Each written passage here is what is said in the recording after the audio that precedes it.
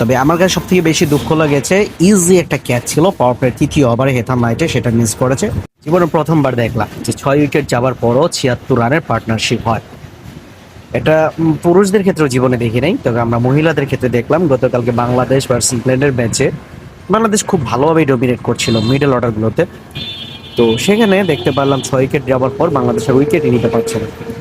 এখানে সেই মেইন সমস্যাটা, আমি 3টে জায়গায় আমি সমস্যাটা ধরবো। সেটা হচ্ছে ফার্স্ট যে সমস্যাটা ছিল, হেথার নাইট যিনি সব থেকে ভালো পারফরমেন্সটা করেছেন এবং প্লেয়ার অফ দ্য ম্যাচ হয়েছেন, তিনি কিন্তু পাওয়ার প্লের তৃতীয় ওভারে কিন্তু উইকেটটা দিয়ে এসেছিলেন। আমাদের একজন ফিল্ডার তিনি মিস ফিল্ড করেছেন, মানে ক্যাচটা ইজি ক্যাচ ড্রপ করেছে। ইজি ক্যাচ ড্রপ করার কারণে কিন্তু সে একেবারে খেলাটা শেষ পর্যন্ত সার্ভাইভ করেছে, ফার্স্ট যে সমস্যাটা।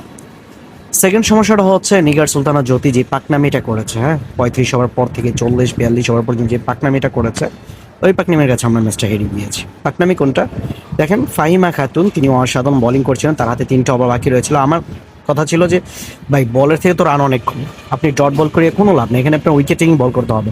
সেখানে জ্যোতির উচিত কি ছিল, মেঘলা এবং ফাহিমা খাতুন এই দুইজনকে দিয়ে সবগুলো ওভার কমপ্লিট করে নেওয়া।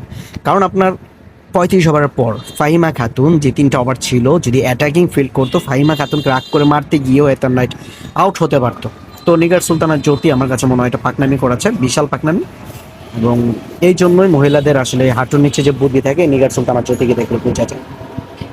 3 নম্বর যে কারণটা, আমাদের ব্যাড লাক বলতেই হবে, যে এলভিডাব্লিউটা হয়েছিল, আম্পায়ার কল আউট ছিল, সবই ঠিক ছিল, জাস্ট উইকেটটা মিসিং হয়ে গিয়েছিল। হ্যাঁ, সো ওই জায়গাতে আমাদের আরেকটা ব্যাড লাক। সো 3টা কারণে আমরা ম্যাচটা হেরে গিয়েছি। তবে আমার কাছে সব থেকে বেশি দুঃখ লেগেছে, ইজি একটা ক্যাচ ছিল পাওয়ার প্লের তৃতীয় ওভারে হেথাম নাইটে, সেটা মিস করেছে। আর নিগার সুলতানার পাকনামি ক্যাপ্টেন্সি, এই পাকনামি ক্যাপ্টেন্সি কারণে আমরা ম্যাচটা হেরেছি। ঋতুমণিকে আনার কোনো প্রয়োজন ছিল না, ঋতুমণিকে 3টে ওভার করিয়েছেন, ফালতু ডিসিশন, একেবারে ফালতু।